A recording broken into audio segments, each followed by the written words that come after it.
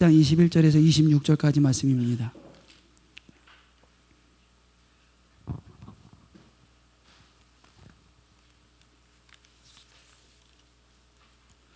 빌립보서 1장 26절에서 21절에서 26절까지입니다.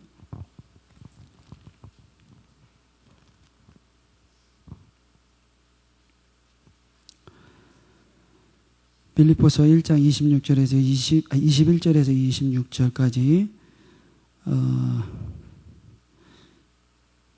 우리 짧은 구절이니까요. 몇 절 안 되니까 우리 같이 합독하도록 하겠습니다. 같이 읽겠습니다. 시작. 이는 내게 사는 것이 그리스도니 죽는 것도 유익함이라. 그러나 만일 육신으로 사는 이것이 내 일의 열매일진데 무엇으로 택해야 하는지 나는 알지 못하노라. 내가 그 둘 사이에 끼었으니 차라리 세상을 떠나서 그리스도와 함께 있는 것이 훨씬 더 좋은 일이나 그렇게 사고 싶으나 내가 육신으로 있는 것이 너희를 위하여 더 유익하리라. 내가 살 것과 너희 믿음의 진보와 기쁨을 위하여 너희 무리와 함께 거할 이것을 확실히 아노니 내가 다시 너희와 같이 있으므로 그리스도 예수 안에서 너희 자랑이 나로 말미암아 풍성하게 하려 함이라. 아멘. 할렐루야. 네, 반갑습니다, 여러분. 우리 사진 하나 볼까요? 사진 띄워주세요. 네. 오늘이 초복이랍니다. 그래서 개를 띄운 게 아니라요. 뒤에 있는 사람을 한번 봐주시기 바랍니다. 뒤에 있는 사람은 존 돌렌이라고 하는 사람입니다. 이 존 돌렌이라고 하는 사람은 노숙자였었어요. 영국 사람인데요. 현재 나이는 43세라고 합니다. 노숙자였던 노숙자 생활을 하는 마약 중독자였던 사람입니다. 근데 그저 그냥 이렇게 하루하루를 그냥 이렇게 노숙자의 삶을 살았다고 합니다. 근데 어느 날 같이 노숙 생활을 했었던 한 동료가 중병에 앓게 되어져서 자기가 기르던 강아지 한 마리를 이 키우던 강아지가 바로 이 조지라고 하는 강아지예요. 저 조지라고 하는 강아지를 자신한테 준 거예요. 그리고 이 존 돌렌이라고 하는 사람이 뭐 어떤 계산도 하기 전에 이 사람이 그냥 자기한테 준 거예요. 그래서 얼떨결에 그냥 강아지 한 마리를 받았습니다. 근데 문득 이 사람에게 걱정이 다가오는 거예요. 이것을 받아야 되냐 말아야 되냐 이런 판단이 서기도 전에 그냥 얼떨결에 받은 상태이기 때문에. 근데 이 존 돌렌이 그때부터 고민이 생겼습니다. 어떤 고민이 생겼냐면 내가 약물 중독으로 죽거나 감옥에 가게 된다면 이 강아지는 어떻게 될 것이냐라고 하는 막 그런 걱정이 막 생기는 거예요. 그래서 존 돌렌은 그때부터 이 마약을 끊고 음식을 사 먹기 시작을 했다고 합니다. 그리고 그렇게 그 생활이 서서히 바뀌기 시작을 한 거예요. 그러니까 원래 노숙자였던 노숙자의 삶을 살아가다가 노숙자로서의 생활을 하다가 그것을 바꿔가면서 점점 술을 먹던 것들을 술을 사 먹지 않고 음식을 사 먹게 하면서 정상적인 생활을 조금씩 하는 거예요. 그러면서 이 존 돌렌이 그림을 그리기 시작했어요. 강아지를 이렇게 보면서 그림을 그려서 어느 날은 그 그림을 자기가 그린 그림을 이렇게 앞에다 이렇게 걸어 놓으면 지나가는 사람이 이게 그 존 돌렌의 강아지 그림입니다. 그림을 그려놓으면 지나가는 사람들이 아주 조금 소액의 돈을 이렇게 던져주고 이게 사가는 사람들이 있는 거예요.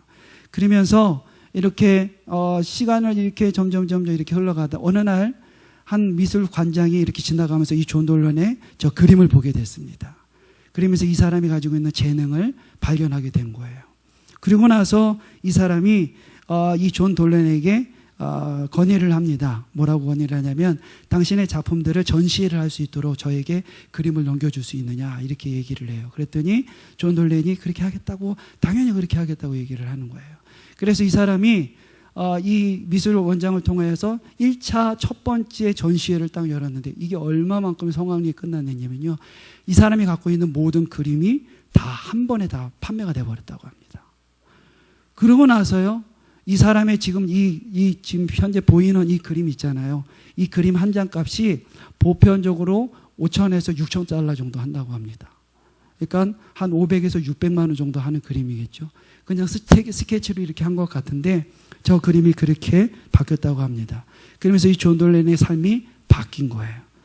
사람들은 사람들은 강아지 덕분에 존 돌렌의 인생이 바뀌었다고 생각을 했습니다. 존 돌렌도 이 자기가 이 강아지 덕분에 자기의 역사의 이 시간들이 자기의 삶이 바뀌었다라고 이렇게 생각을 했어요. 그런데 정말 강아지가 존 돌렌의 이 삶을 바꿨을까요? 무엇이 이 사람의 삶을 바꿨을 것 같습니까, 여러분? 네? 무엇일까요? 하나님? 네, 우린 너무 성결하고 신앙적이에요. 자, 또 어떤 것이 또 바꿨을까요? 네? 책임감. 말씀의 제목이 떴어요? 네. 책임감입니다. 책임감. 존 돌렌도 자기도 사람들도 다 그렇게 생각하는 줄 알았어요. 강아지가 자기의 인생을 다 바꿨을 것이라고, 강아지 때문에 자기의 인생이 바뀌었었다고 이렇게 생각을 했습니다. 그런데 강아지 때문이 아니라 강아지를 향한 그 책임감 때문에 이 존 돌렌의 삶이 노숙자에서 마약 중독자의 삶에서 바뀌어져서 인생을 하나씩 하나씩 개척해 나가는 것을 보게 됩니다. 오늘 성경에 보면요,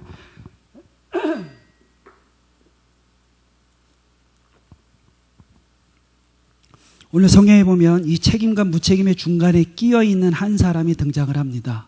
그게 바로 사도 바울입니다. 우리 23절 같이 말씀을 한번 볼까요? 23절 같이 한번 읽겠습니다. 오늘 본문 23절 시작.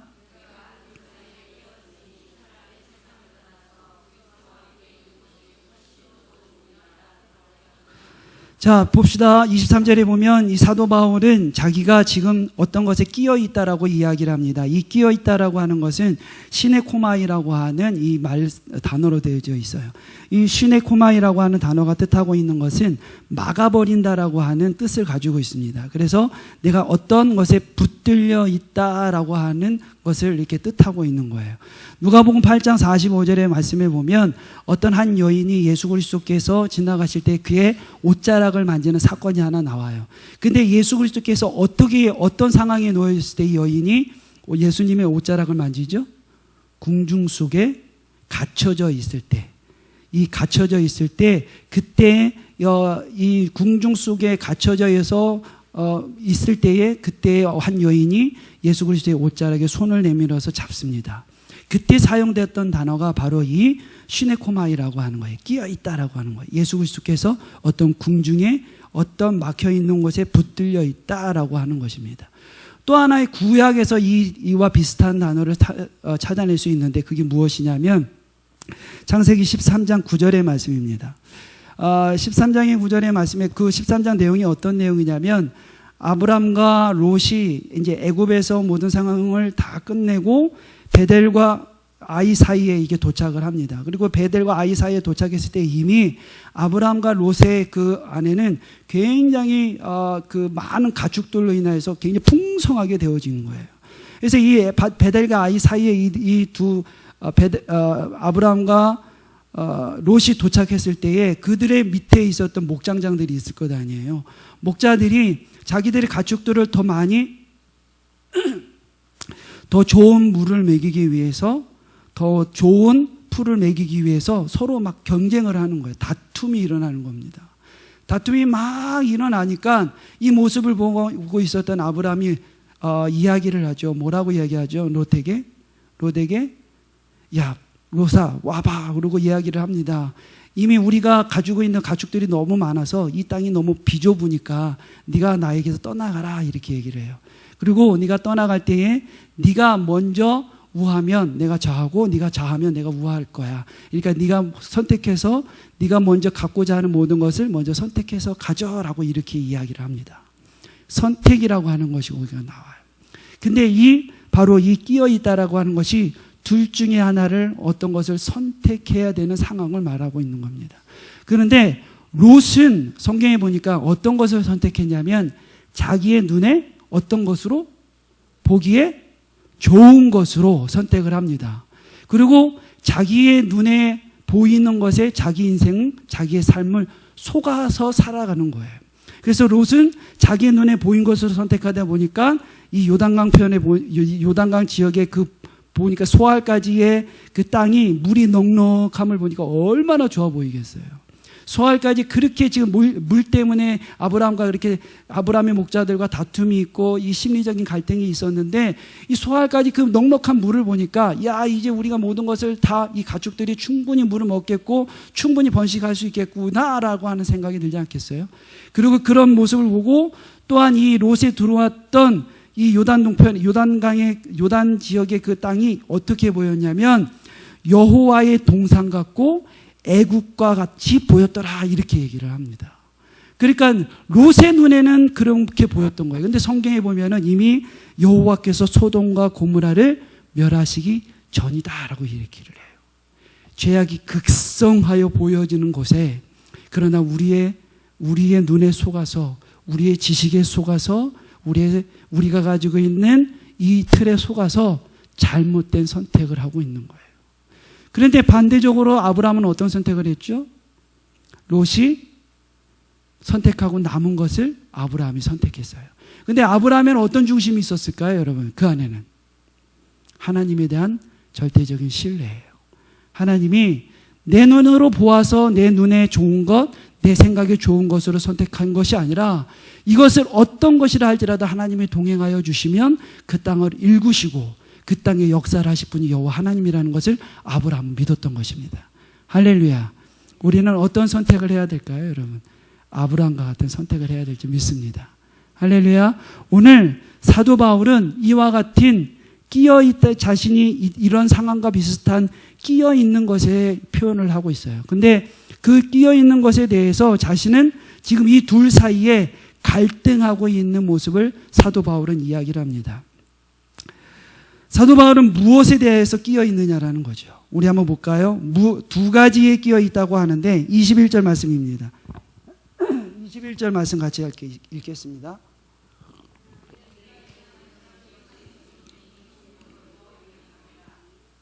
다시 한번 읽을게요. 시작. 이는 내게 사는 것이 그리스도니 죽는 것도 유익함이라. 사도 바울은 첫 번째 이야기를 하는 것이 자기가 끼어 있는 첫 번째 하나는 내가 사는 것이 그리스도니 죽는 것도 유익하다라고 이렇게 고백을 합니다. 무슨 말이냐면 내가 그리스도로 인해서 이미 구원의 확신을 받고 우리의 삶의 여정에서 보니까 이 삶의 여정이 너무 고단하다는 거예요. 오늘 아침 아까 잠깐 촬영 때문에 나가다가 차량에서 라디오가 하나 들어왔는데 라디오에 들어보니까 이런 내용이 오는 거예요. 요즘에 그 현대인들이 암 환자들이 굉장히 많지 않습니까? 근데 암 환자들이 지금 현대의술로 그 현대의술이 굉장히 많이 발달이 돼가지고 그 현대의술에 의하여서 고침을 받을 수 있는 게 굉장히 많다고 해요. 그런데 암 환자들이 요즘 들어와서 많이 선택하는 것이 현대의술에 의존하기보다는 자연치료에 굉장히 많이 의존을 한다고 합니다. 자연치료에 그리고 이 자연치료에 대해서 많이 완쾌된 사람들의 그런 자료들이 또 많이 일어나고 그러다 보니까 현대의술에 대해서 의존하지 않고 자연치료를 통해서 자기가 고침을 받고자 하는 사람들이 많다는 거예요. 근데 확률적으로 보면은 현대의술이 자연치료보다도 한 30% 이상 치료율이 성취율이 굉장히 높다고 합니다. 그럼에도 불구하고 왜 많은 암 환자들은 현대의술 사용하지 않고 수술이나 항암치료를 하지 않고 자연치료를 가느냐라고 하는 거예요. 거기에 보니까 그 중심에는 수술로 인한 삶의 질이 떨어지고 항암치료로 인한 삶의 질이 떨어지다 보니까 그거에 대한 두려움, 공포증으로 인하여서 이 현대의술을 받지 않고 그냥 자연치료를 받고자 하는 이런 생각들이 많다라고 하는 겁니다. 그래서 이 두려움을 자신들이 이겨내지 못하고 그냥 내가 자연치료를 받더라도 그냥 이렇게 받다가 죽더라도 그냥 이렇게 받는 것이 더 낫겠다. 이 두려운 시간, 그 짧은 시간, 그 시간을 내가 고통 중에 치료받다가 죽는 것보다는 그런 약물로 내 몸을 이렇게 보내다가 죽는 것보다는 그냥 자연적인 치료를 하다가 죽는 것이 더 낫겠다 이렇게 생각을 한다는 거예요. 사도 바울도 이와 비슷한 말을 하고 있는 것 같습니다. 사도 바울도 자신의 인생을 이렇게 돌아보고 지금 자기 삶의 여정을 이렇게 보면은 너무 고된 인생을 살아온 거예요. 복음으로 인하여서 복음의 전도, 복음의 삶을 통하여서 그가 살아온 인생이 굉장히 고단한 인생을 살아온 겁니다. 그러다 보니까 그 고단한 인생 속에서 내가 이제는 좀 더 벗어나서 이제는 그리스도 앞에 내가 죽으면 천국에 가고 내가 하나님의 그 구원받은 백성으로 천국에 가서 행복의 삶을 더 누리는 것이 자기는 더 좋겠다라고 하는 말을 남기고 있는 것입니다. 그래서 그 첫 번째 끼어 있는 것은 바로 내게 사는 것이 그리스도니 내가 죽는 것이 더 낫겠다, 이렇게 고백을 하는 겁니다. 두 번째 끼어 있는 것은 무엇일까요? 22절입니다. 우리 같이 22절 같이 말씀 보겠습니다. 같이 읽겠습니다. 시작.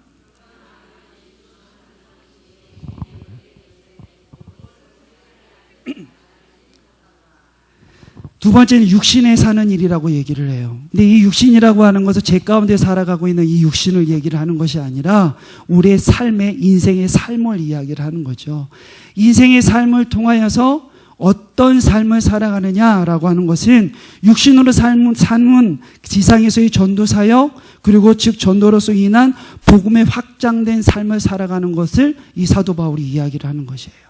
그래서 두 가지 끼어 있다라고 하는 것은 내가 그냥 죽거나 내가 지금 당장 죽어서 예수 그리스도 하나님 앞에 가서 천국에 구원받은 백성으로서 가는 것이든지, 아니면 이 땅의 육신으로 삼아서 지금 남아있는 시간 동안 다시 전투적으로 복음의 삶을 위하여서 날마다 복음을 전하는 그 삶을 살아야 되는지, 이 두 가지의 선택 상황에서 끼어 있다라고 이렇게 이야기를 하는 것입니다.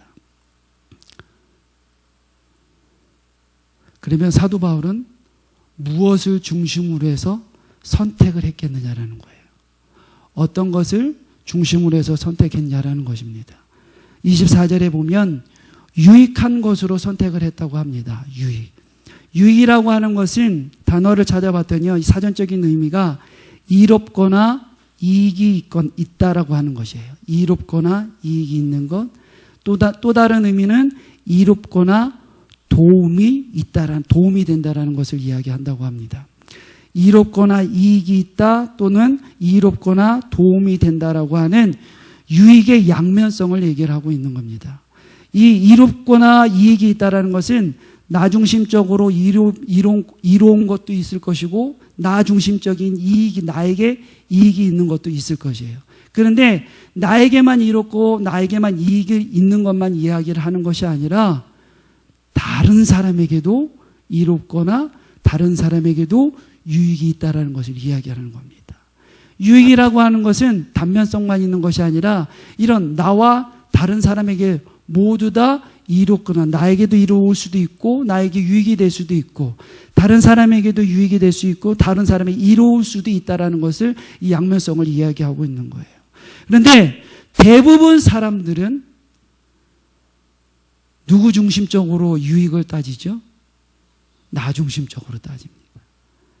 대부분 사람들은 그 유익의 주체가 내가 되기를 원합니다. 그래서 나에게 유익이 되어지고, 나에게 유익되어지는, 나에게 이롭고 나에게 이득이 되어지는 것을 선택하며 살아가는 것이 모든 인생들의 주된 모습인 것 같습니다. 그리고 저도 그렇고요. 거기서 저도 자유로울 수는 없는 것 같아요. 그런데 사도 바울은 오늘 그 선택 중에 어떤 것을 선택했냐면 24절에 그가 이렇게 고백을 합니다. 같이 읽겠습니다. 같이 읽을게요. 시작. 내가 육신으로 있는 것이 너희를 위하여 더 유익하리라. 할렐루야. 할렐루야. 사도 바울은 더 유익한 것을 선택합니다. 더 유익한 것을 선택하는데 그 유익이 누구를 위한 유익입니까? 나를 위한 유익이 아니에요. 나를 위한 유익이 아니라 누구를 위한 유익? 바로 너희들을 위한 유익. 여기서 너희들이라는 것은 누굴 말하는 거죠? 빌립보 교회를 얘기하는 겁니다. 빌립보 성도들을 이야기하고 있는 거예요. 빌립보서는 기쁨의 서편이라고 이야기를 합니다. 빌립보 교인들이 유럽의 첫 성지잖아요.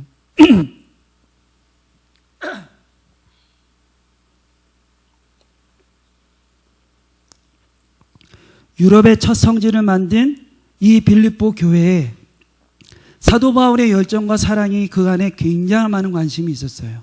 그리고 이 빌립보 교인들조차도 사도 바울을 향한 그 열정과 애정이 굉장히 많았습니다. 그래서 그가 옥중에 있다 할지라도 그를 다 후원하고 그를 전폭적으로 지원해 줬던 사람들이 바로 이 빌립보 교인들이었었어요. 그래서 이 빌립보 교회에 사도 바울이 서편을 하는 것은 어떤 그들을 질타하거나 그들을 어떤 징계하기 위해서 서편을 보내는 것이 아니라 그가 가지고 있는 기쁨의 마음을 그들에게 전달하는 거예요. 그리고 빌립보 교회 안에 어떤 소소한 여러 가지 문제들을 그들이 기쁨으로 다시 그것을 승리하여 승전하기를 소망하는 마음에 서편을 보내는 겁니다. 그리고 그들 안에 어떤 유익이 오기를 원하는 거냐면 이가 이렇게 고백을 합니다. 25절입니다. 그들에게 어떤 유익을 위한 것인지 사도 바울은 이야기합니다. 같이 읽겠습니다. 시작. 너희의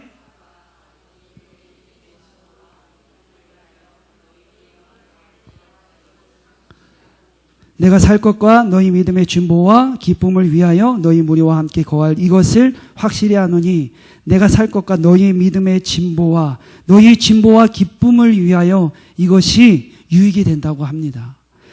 너희 진보의 기쁨이 위하여 근데 어떤 진보와 기쁨입니까? 믿음의 진보와 기쁨이라는 거예요. 믿음의 진보와 기쁨. 이 믿음의 진보라고 하는 것은 9절의 말씀에 보면 너희의 사랑을 지식과 모든 총명으로 점점 더 풍성하게 하사라고 이렇게 표현을 하고 있어요. 믿음이라고 하는 것은 믿음에 근거한 사랑, 믿음에 근거한 지식, 믿음에 근거한 의의, 믿음에 근거한 열매로 기쁨을 누리는 것을 이야기를 하고 있는 것입니다. 갈라디아 교회에 보면은 사도 바울이 갈라디아 교회를 서편을 보낼 때에는 굉장히 전투적으로 보내요. 갈라디아 교회의 서편 안에 보면은 그들은 그 갈라디아 교회 성도들 안에 그들이 믿음으로 말씀으로 사도 바울이 잘 양육해져서 그들을 세워놨는데 굉장히 큰 문제가 하나 생기는 겁니다. 어떤 문제가 생겼냐면 그들 안에 율법주의들이 들어와서 율법이 곧 구원을 이룰 것 같은 유대주의적인 사상이 그들 안에 들어온 거예요. 그런데 이미 말씀으로 잘 양육되어지고 복음으로 잘 세워졌었던 이 갈라디아 교인들이 이 유대주의적인 사고를 잡고 들어와서 율법을 마치 그 안에 구원이 있느냐 율법주의적인 삶을 살아가려고 하는 겁니다. 그리고 사도 바울이 이야기를 하는 것이 뭐라고 이야기를 하냐면 율법은 우리에게 몽학선생에 불과하다라고 하는 거예요. 너희들이 하나님을 아주 기초적인 것 하나님을 너무 아무것도 알지 못하기 때문에 율법이라고 하는 존재는 너희들을 하나님을 알게끔 하는 아주 그냥 기초적인 학문에 불과하다. 기초적인 것에 우리를 그냥 몽학선생의 역할로서 하나님을 알게 하는 아주 기초적인 단계일 뿐이다. 그러나 그 율법 안에는 아무 의도, 아무 뜻도, 아무 능력도, 구원의 능력도 없다라고 하는 것을 말씀을 하고 있는 거예요. 그런데 왜 이스라엘 백성들은 유대주의자들은 왜 그 율법에 목숨을 걸고 있느냐라는 겁니다. 그것은 그들 안에 믿음으로 주님 앞에 내가 구원을 얻었다라고 고백은 하지만 내가 믿음으로 주님 앞에 구원받은 백성이라고 고백은 하지만 뚜렷이 어떤 증거가 나타나는 것이 아무것도 없는 거예요. 삶 속에서 내가 주님이 나의 구주이십니다. 내가 믿음으로 예수 그리스도를 믿음으로 구원을 받았습니다. 이렇게 고백은 하지만 그의 삶 속에서 어떤 뚜렷한 증거들이 눈에 보이거나 나타나지 않으니까 불안한 마음이 이들 안에 드는 겁니다. 그래서 육신적으로 이미 익숙해져 있는 것, 육신적으로 어떤 결과를 찾기 위해서 율법을 자꾸 자기 삶 속에 갖고 들어와서 이 행위를 가지고 구원의 반열에 오를까 생각을 하고 있는 것이에요. 지난주 한 주 동안에 개인적으로 굉장히 마음 아픈 소식을 하나 들었어요. 전에 교회에서 같이 사역했었던 목사님인데 제가 암이 발병하고 5년 동안 치료를 받으면서 같이 발병했을 때에 저희 교육자들이 10명의 전임 교육자들이 10명이었었는데 10명의 교육자들 중에 3명이 저희 동기들이었어요. 대학원 동기들이었는데 그중에 한 명이 그 목사님이에요.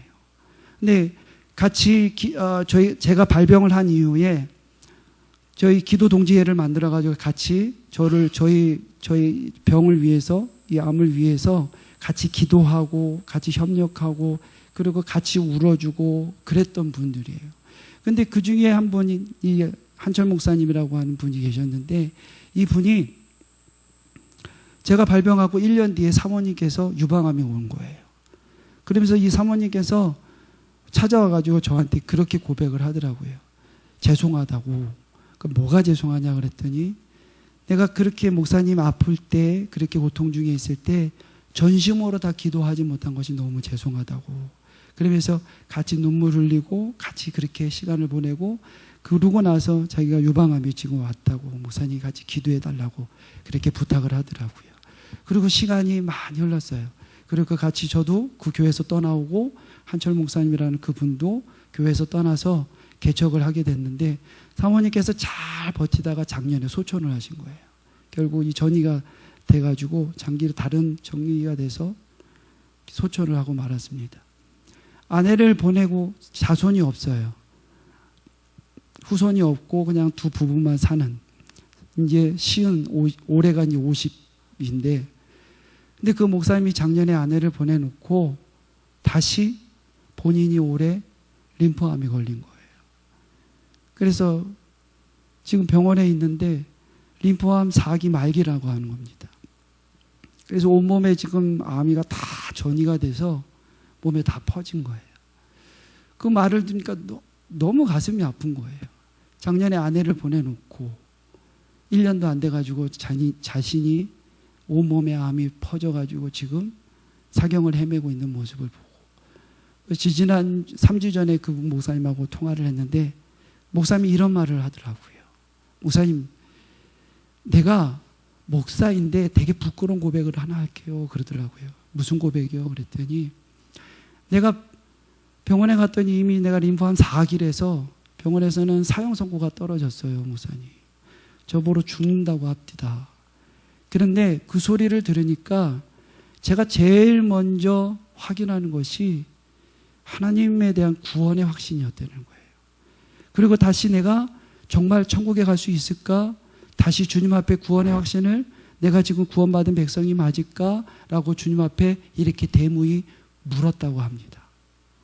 목사임에도 불구하고 주님 앞에 그렇게 물었다는 거예요.